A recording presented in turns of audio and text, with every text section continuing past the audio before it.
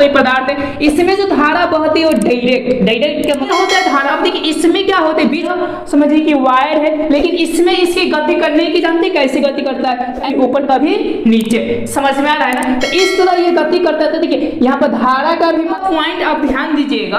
Tuning classes में आपका स्वागत करते हुए आज हम देखने वाले हैं डिश धारा यानी डीसी और प्रत्यावर्ती धारा का मतलब कि एसी में अंतर, यानी इसको डायरेक्ट धारा बोली जाती है, इनको प्रत्यावर्ती अल्टरनेट धारा बोली जाती है। ओके, मैं इस तरह आपको कंसेप्ट दूंगा कि करंट कितना झटका लगेगा, ऐसा लगेगा कि आपको लाइफ भर याद रहेगा। देखिए कैसे, तो सबसे पहले हम ये पढ़ लेते हैं कि ये सब क्या लिखा हुआ है, ये क्या समझ में आ रहा है या ना आ रहा है। नहीं आएगा तो मैं आपको इमेज के साथ, चित्र के साथ मैं बताऊंगा। ओके, कंसेप्ट तो देखिए इसमें लिखा है कि इसमें धारा की दिशा नहीं बदलता है पर मान बदलता है। देखिए कैसा है, इसमें धारा का मान और दिशा दोनों बदलता है। मेरे ख्याल से इतना समझ में नहीं है। इसी तरह आपका 8-9 अंतर है, ऐसे बताएंगे तो आप सीधा जाएगा दिमाग से और सीधे सीधे निकल जाएगा, लेकिन हमको सीधा नहीं निकालना है, हमको दिमाग में रखना है ताकि एग्जाम हॉल में लिखा जाए। अब समझते हैं यहाँ पर कंसेप्ट। ओके, डिश धारा के मतलब क्या है, डायरेक्ट धारा। ओके, जैसे कि ये चालक पदार्थ हो गए, ध्यान से देखिए ये कैसे हो गए, चालक कोई पदार्थ है, इसमें जो धारा बहती है वो डायरेक्ट के मतलब एकदम क्या जी, सीधा। ओके, यानी धारा, यस ओके, धारा कैसी होती है, एकदम सीधा। इसीलिए इसमें कह दिया गया है कि धारा की दिशा नहीं बदलती। ओके, कंसेप्ट समझ में आ रहा है।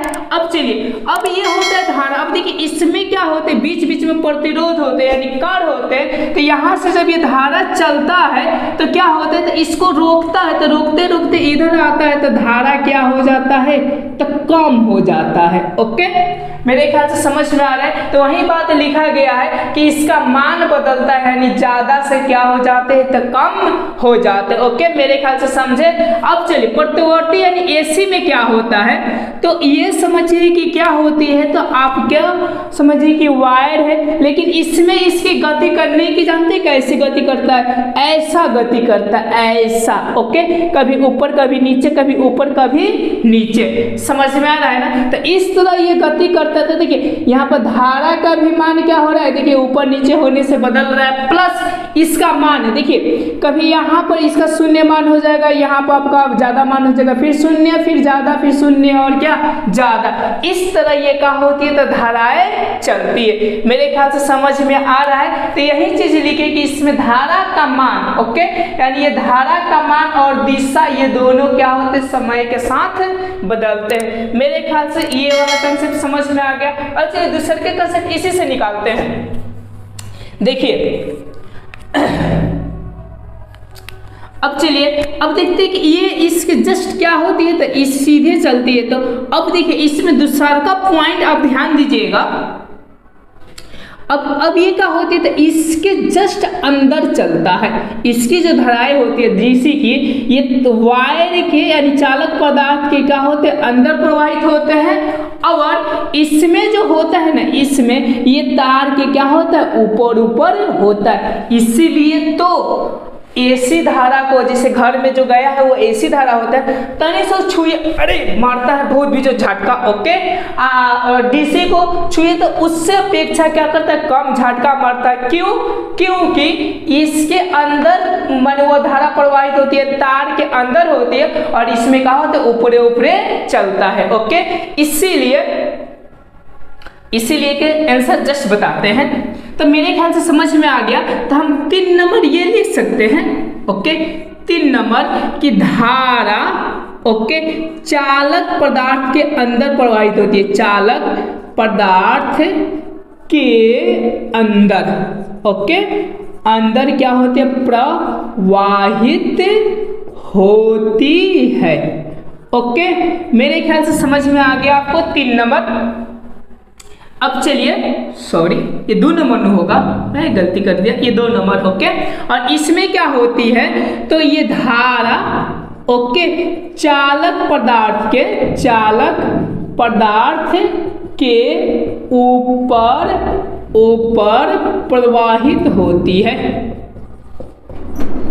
ओके, 3 नंबर देखते हैं। यहाँ पे खुद बोल रहा है कि धारा चालक पदार्थ का अंदर प्रवाहित है, यानी अंदर होती है और इसमें क्या होती है, बाहर बाहर होती है। तो मैं बताया कि इसमें बाहर बाहर होने की वजह से थोड़ा सा छूते हैं तो झटका ज्यादा मारता है, और ये अंदर होता है जिसके चलते उतने ये झटका मारता नहीं है। यानी हम 3 नंबर ऐसे लिख सकते हैं कि इसमें यानी डीसी में ऐसा, इसमें झटका, ओके, झटका कम मारता है, ओके, कम मारता है। और इसमें लिख सकते हैं कि थोड़े से छूने पर झटका मारता है, ओके, झटका अधिक मारता है, अधिक मारता है। ओके, मेरे ख्याल से ये आप कंसेप्ट समझ रहे हैं कि ये इसमें उतना झटका नहीं मारता, लेकिन इसमें क्या होता है तो बहुत ही झटका मारता है। क्यों? क्योंकि बता दें, क्योंकि इसके अंदर चलता है। ओके, अब 4 नंबर पॉइंट को भी हम देखते हैं कि 4 नंबर पॉइंट इससे हम कैसे निकाल सकते हैं। अब चलिए, अब देखिए ये क्या होते हैं, एक्चुअली अंदर अंदर प्रवाहित होते हैं। तो जब अंदर अंदर होंगे तो प्रतिरोध ही इसका ज्यादा होगा। ओके, तो हम लिख सकते हैं कि इसमें प्रतिरोध ज्यादा होते हैं और ये ऊपर ऊपर चलता है, जिसकी वजह से प्रतिरोध क्या होते हैं तो कम होते हैं। मेरे ख्याल से समझ में आ रहा है आपको। जैसे देखिएगा ना, बारिश वारिश हो जाती है, या यूँ समझिए कुहासा वहासा गिरता है ठंडी के दिन में, देखिएगा वोल्टेज में लाइन रहता है। क्यों? क्योंकि ऊपर ऊपर थोड़ा पानी आ जाता है, चालक पदार्थ बढ़ जाती है और ऊपर ऊपर ये बिजली का होता है तो चलता है। इसीलिए देखिएगा जो आपका एसी वाला धारा होता है तो उसमें ज्यादा से कवर नहीं लगाई जाती है। ओके, मेरे ख्याल से समझ में आ रहा है। तो इसमें लिख सकते हैं कि इसका प्रतिरोध अधिक होता है, इसका प्रतिरोध क्या होता है, अधिक होता है। ओके, क्या होता है, अधिक होता है। और इसमें लिख सकते हैं कि इसका प्रतिरोध कम होता है। ओके, कम होता है। मेरे ख्याल से समझ में आ रहा है आपको कि इसका प्रतिरोध कम होता है, इसका प्रतिरोध ज्यादा होता है। अब चलिए, अब इसी से मैं 5वां निकालता हूं। 5वां देखिए यहाँ पर। ओके, देखिए इसके प्रतिरोध अधिक होने के चलते क्या इस करंट को हम एक जगह से दूसरे जगह हम क्या आसानी से ले जा सकते हैं, ज्यादा दूर तक ले जा सकते हैं? नहीं। क्यों? क्योंकि इसकी रुकावट ज्यादा है, तो रुकावट होते होते होते होते विद्युत धारा की मान यहाँ पे क्या हो जाएगा, कम हो जाएगा। फिर ये अगले घर में सप्लाई होगा नहीं। समझ में आ रहा है ना? जैसे देखिए हम लोग का बिजली कहाँ से आता है तो बहुत दूर से आता है।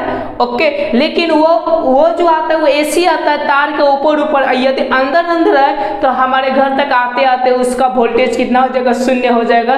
फिर हम लोग को बेनिफिट मिलेगा नहीं। समझे कंसेप्ट? ओके, तो हम लिख सकते हैं कि इसके धारा को, ओके, यानी अधिक दूर तक नहीं ले जाया जा सकता।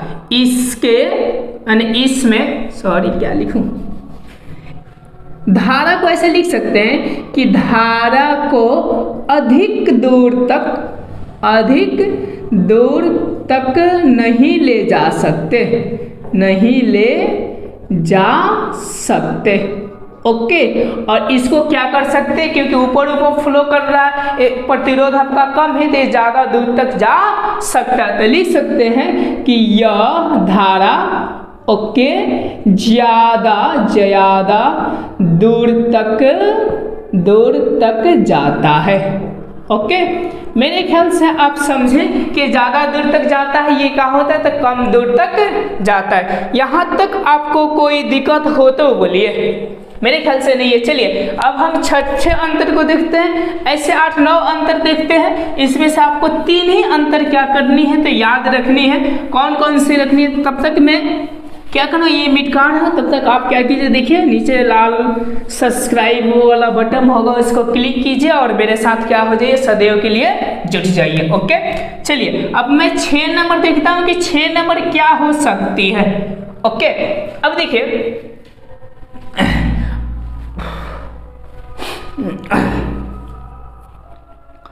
अब चलिए, अब ये धारा को दूर तक नहीं ले जा सकते, ये धारा को दूर तक ले जा सकते हैं। और देखिए ये वाला जो धारा है ना डीसी, इसको उत्पन्न करने में बहुत कठिनाई होती है। याद रखिएगा कि डीसी धारा को, ओके, उत्पन्न करने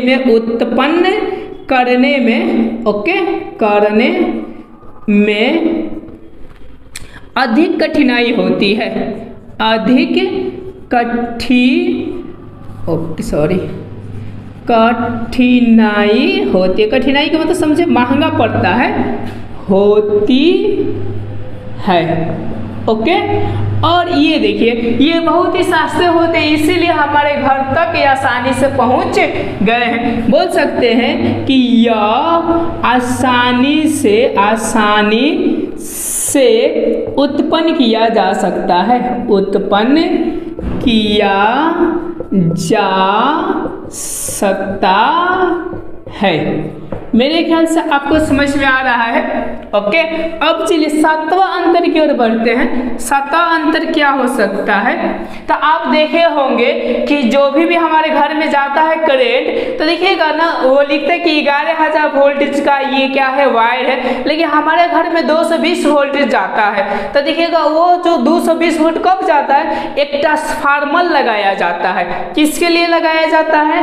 तो एसी धारा के लिए, डीसी धारा के लिए कोई प्रकार की ट्रांसफर होता नहीं है। और जो ट्रांसफार्मर होता है उससे क्या किया जाता है, डीसी धारा को कम या ज्यादा कर सप्लाई किया जाता है। मेरे ख्याल से समझे। तो आप 7 नंबर लिख सकते हैं कि इसमें ट्रांसफार्मर की कोई जरूरत नहीं होती है।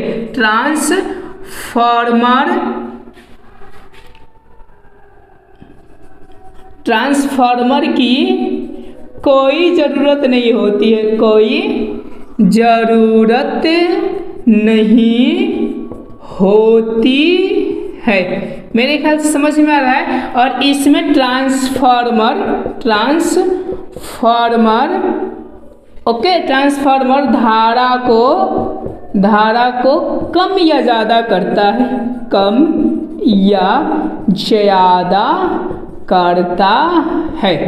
मेरे ख्याल से समझ में आ रहा है कि इसको ज़्यादा या कम कर हमारे घरों में क्या किया जा सकता है, यूज किया जा सकता है। ओके, अब चलिए अब 8 नंबर हम देखते हैं कि 8 नंबर क्या हो सकते हैं। तो 8 नंबर हो सकते हैं कि आपको मैं विद्युत चुंबक पढ़ाया हूँ, आप नेक्स्ट पिछले वीडियो में देख लीजिए कि मैं विद्युत चुंबक और क्या स्थायी चुंबक पर बताया हूँ। तो जो विद्युत चुंबक जो उत्पन्न किया जाता है वो किया जाता है एसी धारा से। याद रखिएगा, विद्युत जो चुंबक होते हैं, विद्युत चुंबक वो क्या होते हैं, तो यूँ समझिए कि उत्पन्न किया जाता है इस धारे से, और इससे क्या किया जाता है, तो विद्युत चुंबक उत्पन्न नहीं किया जाता है। विद्युत चुंबक उत्पन्न नहीं किया जाता है।